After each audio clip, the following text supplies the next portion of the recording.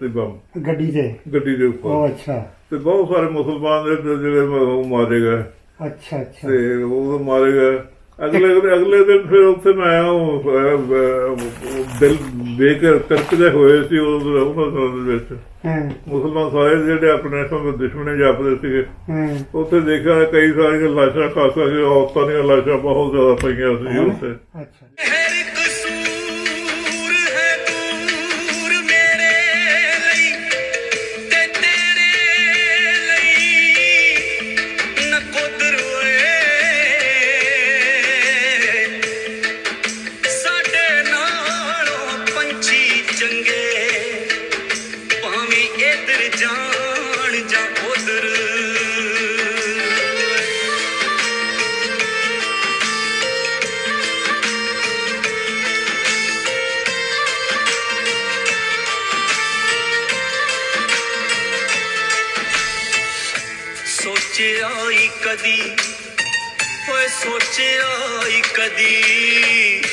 ਸੋਚਿਆ ਈ ਕਦੀ ਕੀਤਾ ਗੌਰ ਹਮੀਦਿਆ, ਸੋਚਿਆ ਈ ਕਦੀ ਕੀਤਾ ਗੌਰ ਹਮੀਦਿਆ, ਸਾਡੇ ਨਾਲੋਂ ਚੰਗੇ ਨੇ ਜਨੌਰ ਹਮੀਦਿਆ, ਸਾਡੇ ਨਾਲੋਂ ਚੰਗੇ ਨੇ ਜਨੌਰ ਹਮੀਦਿਆ।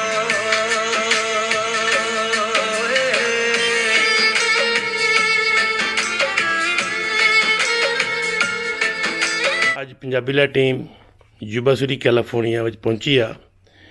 ਆਪਣੇ 1947 ਦੀ ਤੋਂ ਪਹਿਲਾਂ ਦੀ ਕਹਾਣੀ ਸਾਡੇ ਬਜ਼ੁਰਗ ਰਵਿੰਦਰ ਸਿੰਘ ਅਟਵਾਲ ਜਿਹਨਾਂ ਨਾਲ ਅੱਜ ਗੱਲਬਾਤ ਕਰਾਂਗੇ। ਇਹ ਇਹਨਾਂ ਦੀ ਏਜ ਕਾਫੀ ਹੋਣ ਕਾਰਨ ਕੁਛ ਮੁਸ਼ਕਲਾਂ ਆ ਰਹੀਆਂ, ਉਹਨਾਂ ਦੇ ਬਾਵਜੂਦ ਵੀ ਸਾਨੂੰ ਇਹਨਾਂ ਕੋਲੋਂ ਬਹੁਤ ਇਨਫੋਰਮੇਸ਼ਨ ਮਿਲਣ ਦੀ ਆਸ ਆ।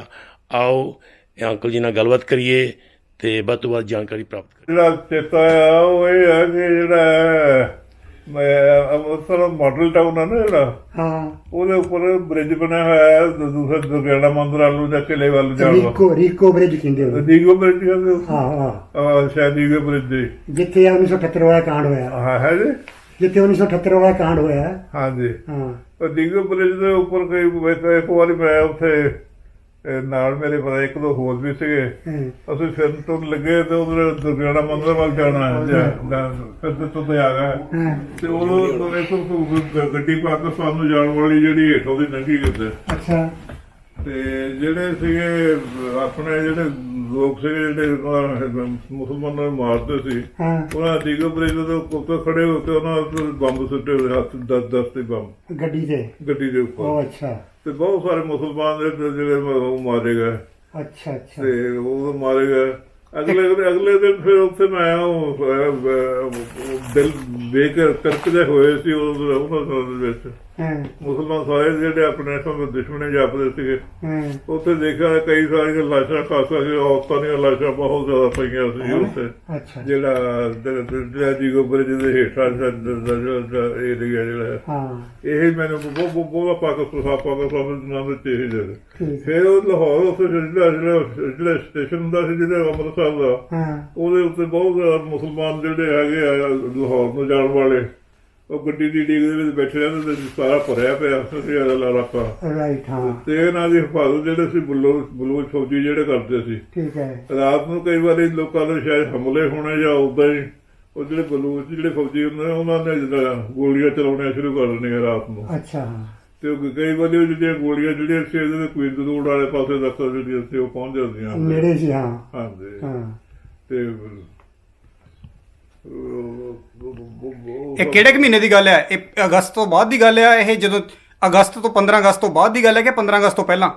15 ਅਗਸਤ ਦੇ ਲਾਗੇ ਦੀਆਂ ਗੱਲਾਂ ਹੈ ਜੀ। ਠੀਕ ਹੈ। 15 ਅਗਸਤ ਦੇ ਬਹੁਤ ਜਿਹੜੀ ਗੱਲ ਜਿਹੜੀ 15 ਅਗਸਤ ਦੇ ਲਾਗੇ ਦੀ ਜਿਹੜੀ ਗੱਲ ਜਿਹੜੀ ਮੈਨੂੰ ਉਹ ਚੇਤੇ ਆ ਬਹੁਤੀ ਹੋਏ ਆ ਕਿ ਸਰਕਟ ਹਾਊਸ ਆ ਉੱਥੇ। ਹਾਂਜੀ। ਰਿਐਲਟੋ ਸਿਨੇਮਾ ਦੇ ਨਾਲ ਹੀ।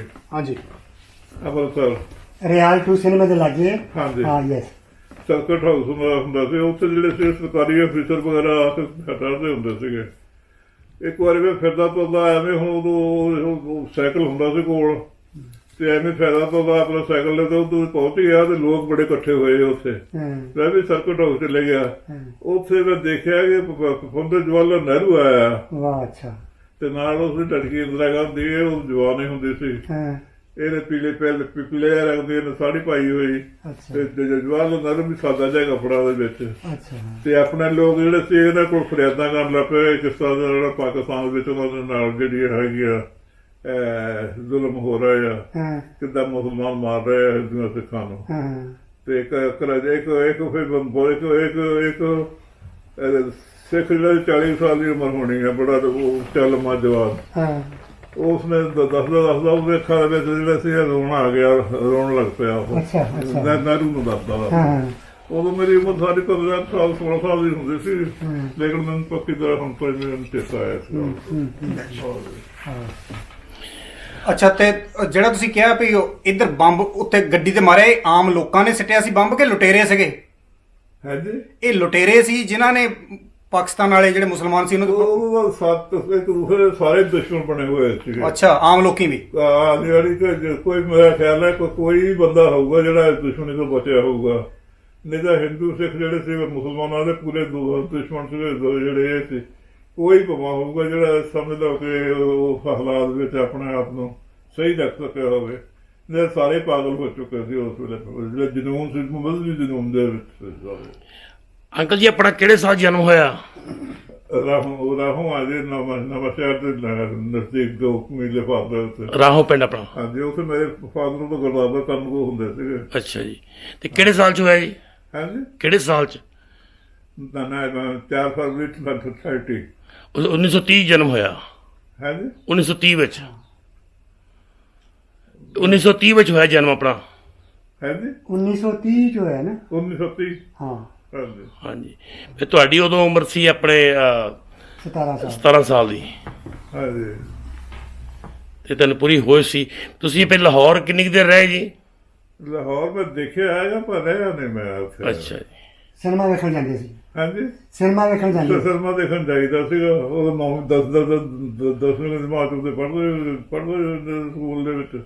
ਤੇ ਉਦੋਂ ਜਿਹੜੇ ਸੀ ਉਦੋਂ ਫਿਰ ਕਈ ਇਕੱਠੇ ਹੋ ਗਏ, ਜਿਹੜੇ ਪਹਿਲਾਂ ਫਿਲਮ ਜਿਹੜੀ ਸੀ ਅੰਮ੍ਰਿਤਸਰ ਨਾਲੋਂ ਜਿਹੜੇ ਪਹਿਲਾਂ ਫਿਲਮ ਜਿਹੜੀ ਹੁੰਦੀ ਸੀ ਮੁੰਬਈ ਤੋਂ ਆਉਂਦੀ, ਉਹ ਲਾਹੌਰ ਪਹਿਲਾਂ ਲੱਗਦੀ ਹੁੰਦੀ ਸੀ। ਫਿਲਮਾਂ ਦੇਖਣ ਦਾ ਸ਼ੌਕ ਹੁੰਦਾ ਸੀ, ਸੋ ਉਦੋਂ ਪਤਾ ਚੱਲਣਾ ਕਿ ਲਾਹੌਰ ਤੇ ਕੋਈ ਫਿਲਮ ਦੇਖ ਕੇ ਆਏਗੀ। ਨਹੀਂ, ਕਾਹਤੇ ਜਾਂਦੇ ਸੀ ਫਿਰ? ਸਾਈਕਲਾਂ ਤੇ? ਗੱਡੀ ਜਾਈਦਾ। ਰੇਲ ਗੱਡੀ ਸੀ। ਠੀਕ ਹੈ। ਉਹ ਸਵੱਬ ਦੇ ਨਾਲ ਜਿਹੜਾ ਉੱਥੇ ਦਾ ਸਟੇਸ਼ਨ ਮਾਸਟਰ ਸੀਗਾ, ਜਿਹੜਾ ਉਹਦਾ ਮੁੰਡਾ ਨਾਲ ਪੜ੍ਹਦਾ ਸੀਗਾ। ਅੱਛਾ, ਉਹਨੇ ਸੰਸਾਰ ਨੂੰ ਬਿਨਾਂ ਟਿਕਟ ਹੀ ਲੈ ਜਾਣਾ। ਠੀਕ ਹੈ। ਉਹਦਾ ਨਾਮ ਚੇਤਿਆ ਜੀ? ਹਾਂਜੀ, ਉਹਦਾ ਨਾਮ ਚੇਤਿਆ ਸਟੇਸ਼ਨ ਮਾਸਟਰ ਦੇ ਮੁੰਡੇ ਦਾ? ਹੁਣ ਮੈਨੂੰ ਯਾਦ ਨਹੀਂ, ਮੇਰੇ ਖਿਆਲ ਮਨੋਹਰ ਲਾਲ ਸੀ ਜਾਂ ਕੁਝ ਇਹੋ ਜਿਹਾ ਸੀਗਾ। ਅੱਛਾ, ਅੰਮ੍ਰਿਤਸਰ ਤੁਹਾਡਾ ਕੋਈ ਮੁਸਲਮਾਨ ਦੋਸਤ ਸੀਗਾ? ਮੁਸਲਮਾਨ ਦੋਸਤ ਮੇਰੇ? ਹਾਂਜੀ, ਕੋਈ ਸਕੂਲੇ ਪੜ੍ਹਦੇ ਆ ਕੋਈ ਸੀ ਜਿਹੜਾ? ਨਹੀਂ, ਕੋਈ ਉਹਨਾਂ ਦੇ ਨਾਲ ਨਹੀਂ ਸੀ, ਕਿਉਂਕਿ ਮੈਂ ਪੜ੍ਹਦਾ ਉੱਥੇ ਜਿਹੜੇ ਸੀਗੇ ਇੱਥੇ ਪਹਿਲਾਂ ਸੰਸਦ ਸਕੂਲ ਸੀਗਾ, ਉਹਦੇ ਚ ਮੁਸਲਮਾਨ ਜਿਹੜੇ ਸੀ ਨਹੀਂ ਸੀਗੇ। ਠੀਕ ਹੈ। ਤੇ ਫਿਰ ਸਮਝ ਲਓ ਕਿ ਮੁਸਲਮਾਨਾਂ ਦੇ ਨਾਲ ਉਹਨਾਂ ਦੋਸਤੀ ਕੱਟੇ ਸੀ। ਠੀਕ ਹੈ। ਜਿਹੜਾ ਰਾਹੋਂ ਪਿੰਡ ਸੀ, ਰਾਹੋਂ ਪਿੰਡ 'ਚ ਵੀ ਵੈਸੇ ਮੁਸਲਮਾਨ ਕਹਿੰਦੇ ਕਾਫੀ ਸੀਗੇ। ਰਾਹੋਂ ਤਾਂ ਕਹਿੰਦੇ ਰਾਹੋਂ ਬਹੁਤ ਪੁਰਾਣਾ ਕਹਿੰਦੇ ਪਿੰਡ ਆ ਨਾ, ਕਹਿੰਦੇ ਰਾਮਚੰਦਰ ਜੀ ਦਾ ਜਿਹੜਾ ਬਾਬਾ ਸੀਗਾ ਰਗ ਕੀ ਆ, ਠੀਕ ਹੈ, ਉਸਨੇ ਵਸਾਇਆ ਸੀਗਾ ਜੀ। ਹਾਂਜੀ, ਉਹ ਜਿਹੜਾ ਘਰ ਆ ਜਿੱਥੇ ਮੈਂ ਜੰਮਿਆ ਸੀਗਾ, ਉਸ ਤੋਂ ਬਾਅਦ ਵੀ ਮੈਂ ਦੇਖਣ ਜਾਂਦਾ ਰਿਹਾ ਉੱਥੇ ਦਾ। ਅੱਛਾ, ਹਾਂਜੀ। ਤੇ ਤੁਸੀਂ ਫਰਾਲੇ ਤੋਂ ਰਾਹੋਂ ਕਦੋਂ ਗਏ ਹੋ, ਤੁਹਾਡਾ ਪਰਿਵਾਰ? ਫਰਾਲੇ ਤੋਂ ਫਿਰ ਨਵਾਂ ਸ਼ਹਿਰ ਤੋਂ ਰਾਹੋਂ। ਠੀਕ ਹੈ। ਹਾਂਜੀ, ਉਹ ਫਿਰ ਉੱਥੇ ਆਪਣੇ ਫਰਾਲੇ ਦੇ ਲੋਕ ਆ, ਉਹਨਾਂ ਜ਼ਮੀਨਾਂ ਵੀ ਕਾਫੀ ਮਿਲੀਆਂ ਉਸ ਏਰੀਏ ਦੇ ਵਿੱਚ। ਕਿਹੜੇ ਸਾਲ ਦੀ ਗੱਲ ਹੈ ਲਗਭਗ? ਕਿਹੜੇ ਸਾਲ 'ਚ? ਹਾਂਜੀ, ਇਹ ਕਿਹੜੇ ਸਾਲ 'ਚ ਗਏ ਆ ਫਰਾਲੇ ਤੋਂ ਰਾਹੋਂ? ਕਿਹੜੇ ਸਾਲ ਦੇ ਵਿੱਚ ਅੰਦਾਜ਼ਨ? ਲਾਸਟ ਟਾਈਮ ਮੇਰਾ ਖਿਆਲ ਹੈ ਕਿ ਹੁਣ ਪੱਕਾ ਚੇਤਾ ਨਹੀਂ, ਦੇਖ 57 ਤੋਂ ਬਾਅਦ ਮੇਰਾ ਖਿਆਲ ਰਾਹੋਂ। ਠੀਕ ਹੈ।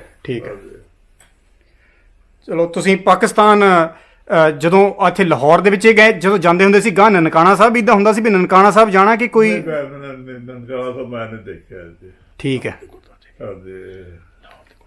ਕੋਈ ਲਾਹੌਰ ਦੇ ਗੁਰਦੁਆਰਾ ਸਾਹਿਬ ਦਾ ਕੋਈ ਯਾਦ ਹੈ ਨਾਮ? ਕੋਈ ਲਾਹੌਰ ਚ ਕੋਈ ਹੁੰਦਾ ਕਿ ਫਿਲਮ ਦੇਖਣ ਜਾਂਦੇ ਸੀ ਬਸ? ਡੇਰਾ ਸਾਹਿਬ ਗੁਰਦੁਆਰਾ ਦਾ ਯਾਦ ਆ ਹੋਰ ਤੇ ਕੋਈ ਹਾਂਜੀ ਆਪਣੇ ਆਪਣੇ ਸ਼ੌਕ ਆ। ਹਾਂਜੀ ਡੇਰਾ ਸਾਹਿਬ ਗੁਰਦੁਆਰਾ ਦੇਖਿਆ, ਹੋਰ ਕੋਈ ਗੁਰਦੁਆਰਾ ਨੂੰ ਕੋਈ ਖਾਸ ਕੋਈ ਦੇਖਿਆ ਨਹੀਂ। ਠੀਕ। ਅੱਛਾ, ਜਿਹੜੇ ਉਧਰੋਂ ਫਿਰ ਮੁੜ ਕੇ ਸਿੱਖ ਆਏ ਸੀ, ਇਹਨਾਂ ਦਾ ਅੰਮ੍ਰਿਤਸਰ ਕੋਈ ਰਿਫਿਊਜੀ ਕੈਂਪ ਬਣਿਆ ਸੀ? ਹਾਂਜੀ, ਕੋਈ ਰਿਫਿਊਜੀ ਕੈਂਪ ਕੋਈ ਅੰਮ੍ਰਿਤਸਰ ਲੱਗਾ ਸੀ ਜਦੋਂ ਲੋਕੀ ਆਏ? ਰਿਫਿਊਜੀ ਕੈਂਪ ਉੱਥੇ ਲੱਗਾ ਸੀਗਾ, ਖਾਲਸਾ ਕਾਲਜ ਅੰਮ੍ਰਿਤਸਰ 'ਚ ਵੀ ਲੱਗਾ ਸੀਗਾ, ਉਹਦੀ ਜਿਹੜੀ ਗਰਾਊਂਡ ਹੈ ਉਸ ਦੇ ਵਿੱਚ। ਤੇ ਜਿਹੜਾ ਡੀਗੋ ਬੱਜੀ ਦੀ ਆਪਾਂ ਗੱਲ ਕਰਦੇ ਹਟੇ ਆ, ਇਹਦੇ ਪਰਲੇ ਪਾਸ ਪੁਰਾਣਾ ਕਿਲਾ ਆ। ਪਰ ਸਾਰਾ ਸੀ ਉਹ ਗਰਾਊਂਡ ਬਹੁਤ ਵੱਡਾ, ਹਾਂਜੀ, ਬਹੁਤ ਵੱਡਾ ਗਰਾਊਂਡ ਸੀ ਉਹ। ਹਾਂ, ਉੱਥੇ ਬਹੁਤ ਵੱਡਾ ਗਰਾਊਂਡ ਸੀ, ਉਹਦੇ ਵਿੱਚ ਵੀ ਜਿਹੜਾ ਸੀਗਾ ਬਹੁਤ ਵੱਡਾ ਜਿਹੜਾ ਸੀਗਾ ਕੈਂਪ ਲੱਗਾ ਹੋਇਆ ਸੀਗਾ। ਉਹਨੂੰ ਰਾਮਲੀਲਾ ਗਰਾਊਂਡ ਕਹਿੰਦੇ ਸੀ ਬਾਅਦ ਵਿੱਚ। ਰਾਮਲੀਲਾ ਵੀ ਉੱਥੇ ਹੁੰਦੀ ਰਹੀ ਹੈ। ਠੀਕ ਹੈ। ਤੇ ਤੁਸੀਂ ਆਪਣੇ ਜਿਹੜਾ 47 ਚ ਕਤਲੇਆਮ ਹੋਇਆ ਤੁਸੀਂ ਅੱਖੀਂ ਦੇਖਿਆ ਜੀ? ਹਾਂਜੀ, ਜਾਂ ਕਤਲੇਆਮ ਹੋਇਆ ਉਧਰ ਹੀ ਮੁਸਲਮਾਨਾਂ ਸਿੱਖਾਂ ਦਾ? ਮੈਂ ਆਪਣੇ ਅੱਖੀਂ ਜਦੋਂ ਮਾਰਦੇ ਨਹੀਂ ਦੇਖੇ, ਮੈਂ ਹਿਸਾਬ ਦਾ ਸਾਂ। ਲੇਕਿਨ ਹਾਜ਼ਰ ਦਾ ਮੈਂ ਤੁਹਾਨੂੰ ਦੱਸਿਆ ਹੈਗਾ ਕਿ ਰੀਗੋ ਬ੍ਰਿਜ ਦੇ ਉੱਤੇ ਜੀ ਲੰਘ ਰਿਹਾ ਸੀ ਜਦੋਂ ਕਿ ਆਪਣੇ ਜਿਹੜੇ ਸੀਗੇ ਆਪਣੇ ਹਿੰਦੂ ਵਾਲੇ ਸਿੱਖਾਂ ਨੇ ਹੇਠਾਂ ਦੀ ਜਿਹੜੀ ਪਾਕਿਸਤਾਨ ਨੂੰ ਜਾ ਰਹੀ ਹਾਂਜੀ ਟ੍ਰੇਨ ਸੀ, ਹਾਂਜੀ, ਉਹਦੀ ਛੱਤ ਦੇ ਉੱਤੇ ਵੀ ਲੋਕ ਬੈਠੇ ਹੋਏ ਸੀਗੇ, ਜਿਹੜੇ ਸੀਗੇ ਇੰਡੀਆ ਦਾ ਮੁਸਲਮਾਨ ਜਾ ਰਹੇ ਪਾਕਿਸਤਾਨ ਨੂੰ। ਹਾਂਜੀ, ਉਹਨਾਂ ਦੇ ਬੰਬ ਸੁੱਟੇ ਵਾਲੇ ਬਹੁਤ ਸਾਰੇ ਮਾਰੇ ਗਏ ਸੀ। ਅੱਛਾ ਜੀ। ਅਸੀਂ ਪੰਜਾਬੀ ਲੈ ਟੀਮ ਯੂਬਾ ਸਿਟੀ ਆਏ ਆ। ਸਾਡੇ ਰਵਿੰਦਰ ਸਿੰਘ ਅਟਵਾਲ ਅੰਕਲ ਜੀ ਜਿਹਨਾਂ ਨਾਲ ਗੱਲਬਾਤ ਕੀਤੀ ਆ, ਇਹਨਾਂ ਨੇ ਸਾਨੂੰ ਆਪਣੇ 1947 ਬਾਰੇ ਬਹੁਤ ਜਾਣਕਾਰੀ ਦਿੱਤੀ ਆ ਵੀ ਕਿਸ ਤਰ੍ਹਾਂ ਆਪਣੇ ਵੀ ਮੁਸਲਮਾਨ ਵੀਰਾਂ ਦੀ ਟ੍ਰੇਨ ਜਾ ਰਹੀ ਸੀ ਲਾਹੌਰ ਨੂੰ, ਤੇ ਹਿੰਦੂ ਸਿੱਖ ਅੱਤਵਾਦੀ ਕਹਿ ਲਓ ਜੋ ਉਸ ਟਾਈਮ ਦੇ ਹਾਲਾਤ ਸੀ ਮੁਤਾਬਕ ਉਹਨਾਂ ਨੇ ਟ੍ਰੇਨ ਦੇ ਉੱਪਰ ਬੰਬ ਸੁੱਟੇ ਤੇ ਲਾਸ਼ਾਂ ਦੂਏ ਦਿਨ ਇਹਨਾਂ ਨੇ ਦੇਖੀਆਂ। ਬੜੀ ਦੁਖਦਾਈ ਘਟਨਾ ਆ।